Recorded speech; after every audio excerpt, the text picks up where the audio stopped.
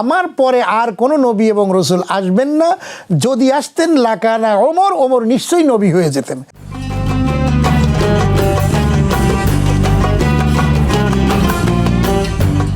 আসসালামু আলাইকুম রহমতুল্লাহি ওয়া বারাকাতুহু। বিসমিল্লাহির রহমানির রহিম। নাহমাদুহু ওয়া নুসাল্লি আলা রাসূলিহিল কারীম, আম্মা বাদ।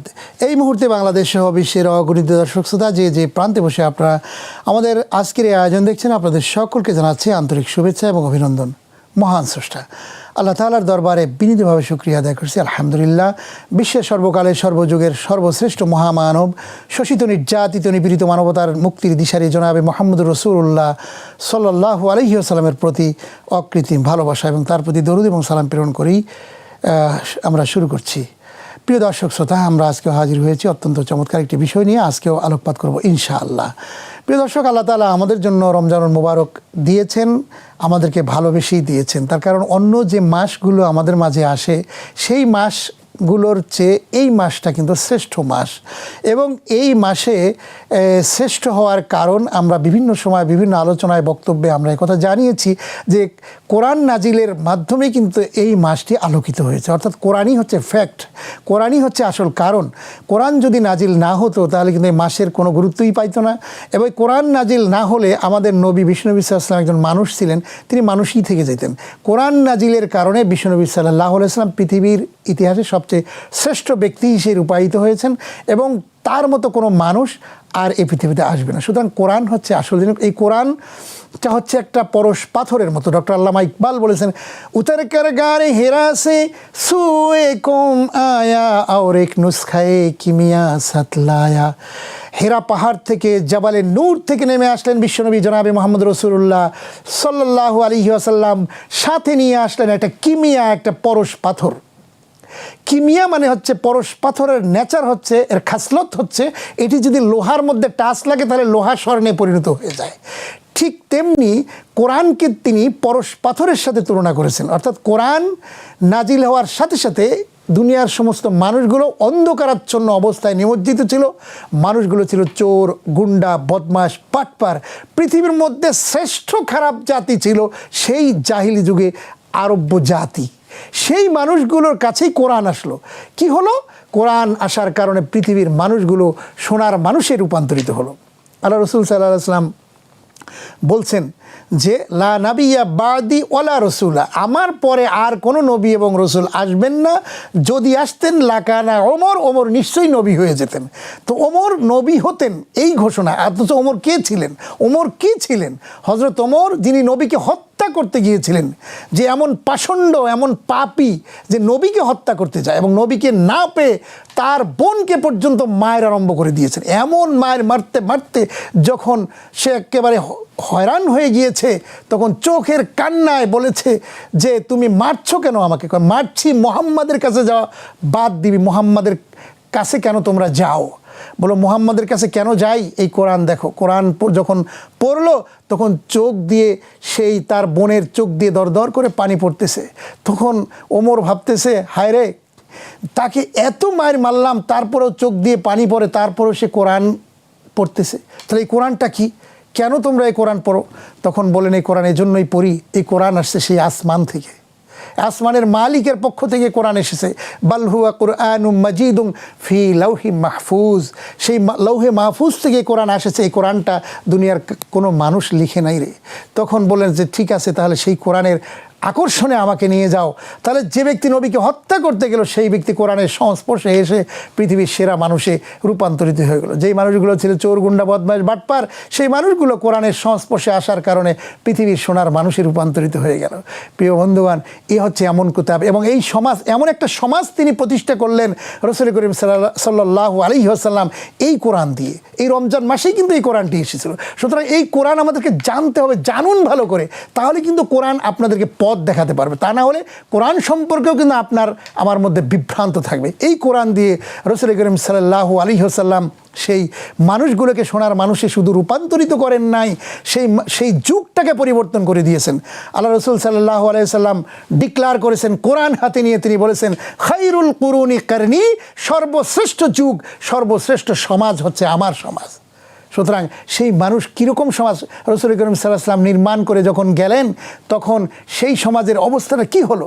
রাসূল সাল্লাল্লাহু আলাইহি ওয়াসাল্লাম বললেন, সানা থেকে হাজরামাউত পর্যন্ত যে বিশাল এরিয়া, বাংলাদেশের টেকনাফ থেকে তেঁতুলিয়া পর্যন্ত যেরকম দূরত্ব, এরকম কমপক্ষে 50টা বাংলাদেশ একত্রিত করলে যেরকম বড় রাষ্ট্র, সেরকম সারা পৃথিবীর অর্ধেকটা রাষ্ট্রের প্রেসিডেন্ট ছিলেন বিশ্বনবী জনাবে মুহাম্মদ রাসূলুল্লাহ সাল্লাল্লাহু আলাইহি ওয়াসাল্লাম। তিনি ডিক্লেয়ার করছেন, সানা থেকে হাজরামাউত পর্যন্ত এই রাষ্ট্রের মধ্যে কোনো মানুষ, কোনো নারী, মানে সেই যুগের নারী দেখতে এত সুন্দর, রূপসী, উর্বশী, তরুণী, তন্নী নারীরা অন্ধকার আমাবস্যার রজনীতে যে একাকিনী চলতে পারত, তাকে কেউ টাচ করার মতো সুযোগ ছিল না। এমন একটা সমাজ রাসূল সাল্লাল্লাহু আলাইহি ওয়াসাল্লাম উপহার দিয়েছেন। সেটি হচ্ছে কোরআনের মাধ্যমে। এই কোরআনের মাধ্যমে আল্লাহ রাসূল সাল্লাল্লাহু আলাইহি ওয়াসাল্লাম বলছেন, মান ক্বালা বিহি সাদাকা, কোরআন থেকে যারা কথা বলে তারাই কেবলমাত্র সত্য কথা বলে। ওয়ামান আমিলা বিহি উজিরা, তাই তো কোরআন থেকে যারা আমল করবে তাদেরকে পুরস্কৃত করা হবে ইয়াউমুদ দুনিয়া এবং ইয়াউমুল আখিরা। এই কোরআন মেনে অনুসরণ করার কারণে মানুষদের মধ্যে ভালোবাসা বৃদ্ধি পায়, সম্পর্ক সৌহার্দ্য বৃদ্ধি পায়, সমাজের মধ্যে চোর গুন্ডা এগুলো আর থাকে না, সমাজের মধ্যে ভালো মানুষে রূপান্তরিত হয়ে যায়। একটি ছোট্ট ঘটনা বলছি, সেটি হচ্ছে হযরত ওমর রাদিয়াল্লাহু আনহু হচ্ছেন এই আরব জাহানের প্রধান বিচারপতি ছিলেন হযরত ওমর রাদিয়াল্লাহু আনহু, এবং রাষ্ট্রপতি ছিলেন হযরত আবু বকর সিদ্দিক রাদিয়াল্লাহু আনহু। 2টি বছর পার হয়ে যায় সেই চিফ জাস্টিস হিসেবে হযরত ওমর যখন দায়িত্ব পালন করছিলেন, তখন সেই 2 বছরের মধ্যে হযরত ওমর যেই পদে ছিলেন থেকে কোনো ধরনের আপনার কোনো বিচার সালিশ মামলা তার দরবারে আসে না। তখন 2 বছর পরে গিয়ে হযরত আবু বকর রাদিয়াল্লাহু আনহুকে বললেন যে, ইয়া খলিফাতুল মুসলিমিন, ইয়া আবু বকর, আপনি আমাকে যে পদে রেখেছেন এই পদে থেকে আমার লাভটা কি? আমি দেখতে পাচ্ছি 2 বছর পার হয়ে গেল, আমার দপ্তরে একটা মামলা আসলো না, একটা নালিশ আসলো না, একটা কোনো অভিযোগ আমার দরবারে নাই। তাহলে এই দপ্তরে আমাকে খামোখা বেতন দিয়ে, টাকা দিয়ে রেখে আমার লাভটা কি আপনার? তখন আবু বকর সিদ্দিক রাদিয়াল্লাহু আনহু বললেন, ইয়া ওমর, তোমার কি মনে হয় যে কি কারণে তোমার কাছে কোনো অভিযোগ এবং কোনো মামলা আসেনি, কি কারণে? হযরত ওমর রাদিয়াল্লাহু আনহু নিজেই তখন আবু বকরকে বললেন, আমার কাছে 2টা কারণ মনে হয়। একটা কারণ হচ্ছে যে এই জাতির লোকেরা সবচেয়ে বেশি একজন আরেকজনকে ভালোবাসে। কিসের কারণে? কোরআনের কারণে তারা একমাত্র একজন আরেকজনকে ভালোবাসার কারণে। একজন আরেকজনের সাথে যদি ভালোবাসা থাকে, তাহলে কি কখন কেউ কারো বিরুদ্ধে মামলা করতে পারে, অভিযোগ দিতে পারে না। এই জন্য গোটা জাতির অবস্থা এরকম হয়েছে। এরপর 2 নম্বর কারণ বলছে, এই জাতির লোকেরা সবচেয়ে বেশি আল্লাহকে ভয় পায়, দুনিয়ার কোনো মানুষকে না, আল্লাহকে বেশি ভয় পায়। তো প্রিয় বন্ধুগণ, এই আল্লাহকে ভয় পাওয়া মানে হচ্ছে তাকওয়া। এই সিয়াম সাধনা করে আমি যদি তাকওয়াটা অর্জন করতে পারি, তাহলেই বুঝবো যে আসলে এই সিয়াম আল্লাহর কাছে কবুল হয়েছে। আর যদি দেখি যে না, আমাদের মধ্যে কোনো পরিবর্তন নাই, তাহলে কিন্তু বোঝা যাবে যে না, এই সিয়াম প্রতি বছর আসবে, আমরা রাখবো, কিন্তু এই সিয়াম আমাদের মাঝে সেই তাকওয়া অর্জন আমরা করতে পারবো না, তাহলে কিন্তু আমাদের কোনো লাভ হবে না, সমাজ পরিবর্তন হবে না। আজকে আমাদের কোর্ট কাচারি আদালত, এই আমরা যদি যাই, পা ফেলার জায়গা নাই, এত মামলা। প্রিয় ভাইয়েরা আমার, আমাদের দেশের দিকে তাকালে কি অবস্থা মনে হয়? মামলা, একটা কথা, একটা ঝগড়া, সামান্য একটা কথার কারণে ঝগড়া লেগে যায়, একজন আরেকজনকে সহ্য করতে পারি না। কি অবস্থা রে ভাই! আমার মনে হয় যে আমরা দুনিয়াতে আজীবন বেঁচে থাকবো। আমরা মনে হয় যে দুনিয়াতে এসেছি আর এখান থেকে আর যাব না। ফেরাউন 1000 বছর বেঁচে ছিল, অহংকারী হয়েছিল, অধ্যত্ব প্রকাশ করেছিল। আজকে ফেরাউন আছে? আজকে নাই। আমি মিশরে গিয়েছিলাম, মিশরের মিউজিয়ামে দেখেছি সেই ফেরাউনের লাশ। অনেকগুলো ফেরাউন আছে। ফেরাউন মানে হচ্ছে রাজবংশ। এই রাজবংশের মধ্যে সবচেয়ে খারাপ ছিল মারনেপ্তা। এই মারনেপ্তা ফেরাউনকে আমি নিজে দেখেছি। এই ফেরাউনকে সেই ফেরাউনের লাশকে জীবন্ত রাখা হয়েছে মিশরের কায়রো মিউজিয়ামে। আল্লাহ তাআলা ঘোষণা দিয়েছেন কোরআনে কারিমের মধ্যে, আমরা ফেরাউনের লাশকে জীবন্তভাবে রক্ষা করব চিরকাল। আমরা ফেরাউনের লাশকে রক্ষা করব চিরকাল, যাতে অপরাধী স্বৈর শাসকেরা এই ফেরাউনের কাছ থেকে শিক্ষা গ্রহণ করতে পারে। কিন্তু মানুষের অবস্থা এমন যে তারা কখনো শিক্ষা গ্রহণ করে না। ইতিহাসের সবচেয়ে বড় শিক্ষা কি জানেন? ইতিহাসের সবচেয়ে বড় শিক্ষা হচ্ছে মানুষ ইতিহাস থেকে শিক্ষা গ্রহণ করে না।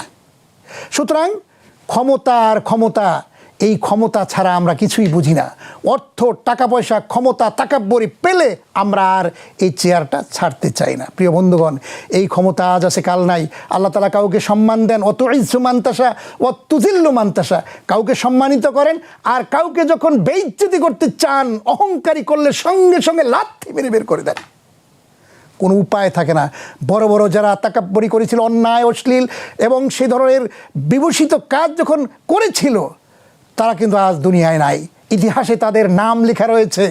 যারাই ফেরাউন, নমরুদ, হামান, কারুনের মতো আচরণ করবে, পৃথিবীতে তাদের কোনো ঠাঁই হবে না। সুতরাং এই রমজান এই শিক্ষাটা দেয়, তোদের অন্তরের মধ্যে একটা তাকওয়া পয়দা হোক, আমরা বিনয়ী হব, আমরা সারেন্ডার করব আল্লাহর কাছে, কমপ্লিটলি সারেন্ডার টু আল্লাহ। এটি যদি করতে পারি তাহলে আমাদের মধ্যে বিনয় আসবে। আর সালাত মানুষকে বিনয়ী বানায়। আর আপনি সাকসেসফুল হবেন কখন? আল্লাহ তাআলা সেই কথা কোরআনে বলছেন, কদ আফলাহাল মুমিনুন, ওই সব মুমিনরাই সফল যারা আল্লাযীনা হুম ফি সলাতিহিম খাশিউন, যারা সলাতের মাধ্যমে যারা নিজেকে বিনয়ী হয়ে যারা চলাফেরা করে, নামাজের মধ্যে যারা বিনয় হয়, ওই সব। এবং আল্লাযীনা হুম ফি সলাতিহিম খাশিউন আল্লাযীনা হুম আনিল লাগwi মুরিদুন, যারা বেহুদা কাজ থেকে বিরত থাকে। ওয়াল্লাযীনা হুম লিফুরুজিহিম হাফিজুন, যারা নিজের লজ্জাস্থানকে হেফাজত করে। ওয়াল্লাযীনা হুম আলা সলাওয়াতিহিম ইউহাফিজুন, যারা সলাতকে সংরক্ষণ করে। অর্থাৎ আজকে ফজরের নামাজ আদায় করেছে, জোহরের জন্য খেয়াল করে জোহরের নামাজ আদায় করেছে, আসরের জন্য খেয়াল করে আসরের নামাজ আদায় করেছে, মাগরিবের জন্য খেয়াল করে মাগরিবের নামাজ আদায় করেছে, আহারে এশার নামাজ আদায় করবে। আর আল্লাহ রসুল বলছেন, যেই ব্যক্তি এশার নামাজ জামাতের সাথে আদায় করলো, সে যেন সারা দিন নামাজ পড়ার সওয়াব পেল। যেই ব্যক্তি ফজরের সালাত জামাতের সাথে আদায় করবে, সেই ব্যক্তি পৃথিবীর সবচেয়ে 1 নম্বর ধনী হয়ে যাবে। আর যেই ব্যক্তি ফজরের সালাত আদায় করবে, সেই ব্যক্তি সকাল থেকে শুরু করে সন্ধ্যা পর্যন্ত সারা দিন নামাজ পড়ার সওয়াব পেতে থাকবে। সুতরাং প্রিয় বন্ধুগণ, অহংকার, অবজ্ঞা বাদ দিয়ে আমরা ইসলামের আলোকে নিজের জীবনকে আমাদের চালাতে হবে। এটাই কিন্তু আসল বাস্তবতা। আমাদেরকে তাকাব্বুরি করলে চলবে না। আমাদের কিসের অহংকার? আল্লাহ তাআলা বলছেন, হাল আতা আলাল ইনসানি হিনুম মিনাদ দাহরি লাম ইয়াকুন শাইআম মাযকুরা, তুমি কিসের অহংকার করো? তোমার জন্মটা হচ্ছে এক ফোঁটা নাপাক পানি দিয়ে যার সৃষ্টির উৎস, তুমি কি করে অহংকার করো? প্রিয় বন্ধুগণ, অহংকার করার কিছু নাই। আজ আসি কাল নাই, চলে যেতে হবে। আগামীকাল পূর্ব দিগন্ত হতে সূর্যোদয় হওয়া যেমন সত্য কথা, মৃত্যু এর চাইতেও সত্য কথা। প্রিয় বন্ধুগণ, আসুন সেই মৃত্যুর দিকে আমরা প্রতিনিয়ত আমরা ধাবিত হচ্ছি। জন্মদিন, বার্থডে আমরা পালন করছি না, না না, বার্থডে পালন করার কোনো কারণ নেই। ডেথ ডে পালন করার আমাদের চিন্তা করতে হবে। ডেথ ডে, যে আমাদের মৃত্যু দিবস আসতেছে, মৃত্যুর দিন আসতেছে, দিন চলে যাচ্ছে, মৃত্যু দিন আমার প্লাস হচ্ছে মৃত্যুর দিকে ধাবিত হচ্ছে।